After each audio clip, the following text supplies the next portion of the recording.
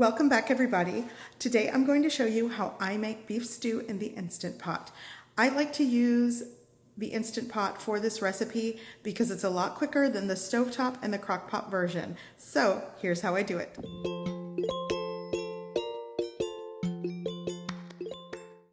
To start, I'm going to set my Instant Pot to the saute setting and let that heat up. In the meantime, I'm going to prepare my chunks of beef.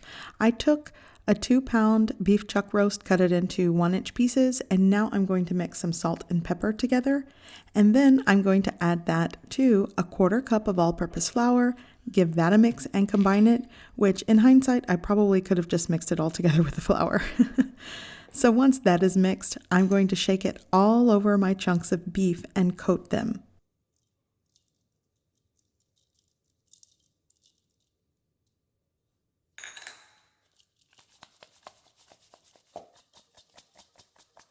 Okay, so the meat is coated, and now my Instant Pot is definitely preheated well. So now I'm going to add around 3 to 4 tablespoons of oil. I'm using grapeseed oil. You could use the cooking oil of your choice.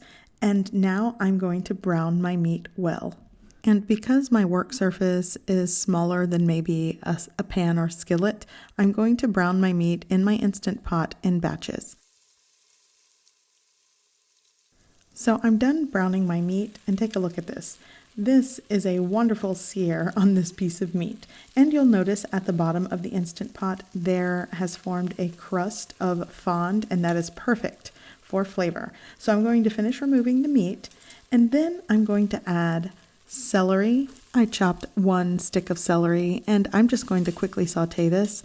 Now I'm going to add 1 medium to large onion that I've cut into large chunks, and I'm going to quickly saute that as well.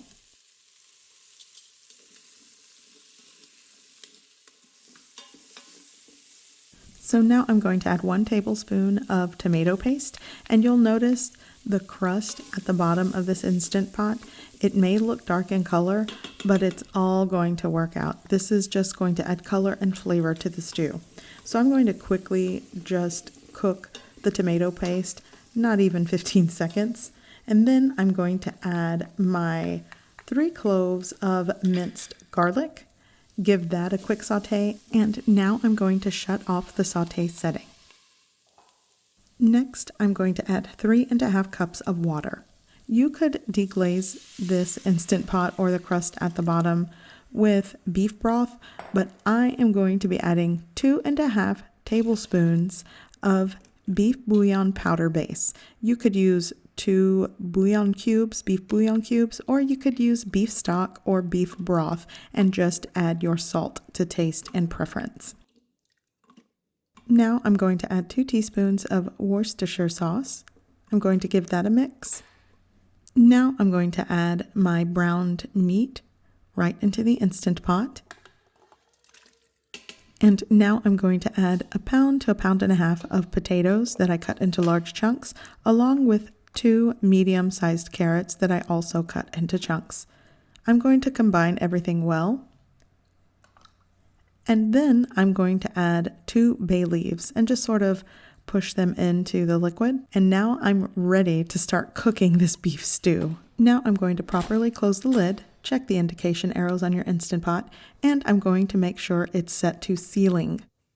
Now I'm going to set it on pressure cook for 35 minutes. You could also, if you own an Instant Pot brand pressure cooker, you can press the meat stew setting as well. So now that my pressure cooker Instant Pot is on, I know it's starting to cook. So my beef stew has cooked, and I sort of let the Instant Pot just sit here for about 6 minutes, but I'm going to turn it off. And I am going to do a quick release, so I'm going to turn that little valve on top to venting very carefully because steam is going to shoot out for about a couple of minutes or so. You just want to let all the steam and pressure release. Now that it's safe to open, I'm going to open it up and show you what the beef stew looks like. Now, the beef stew is done. If you like a very soupy stew, then this is perfect for you. You can just discard the bay leaves and serve as is.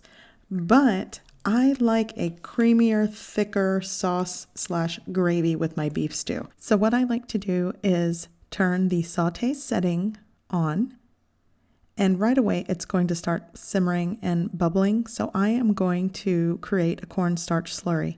I'm going to take 1.5 tablespoons of cornstarch and 1.5 tablespoons of cold water. I'm going to combine that well and pour it right into my simmering, bubbling beef stew and start stirring and combining it. And within a minute, it's going to thicken.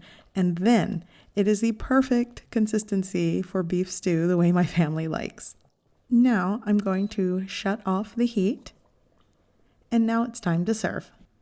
Today, at the request of my husband and son, I'm going to be serving beef stew on top of toasted slices of French loaf. I just buttered them and baked them for about 15 to 20 minutes in a 350-degree oven.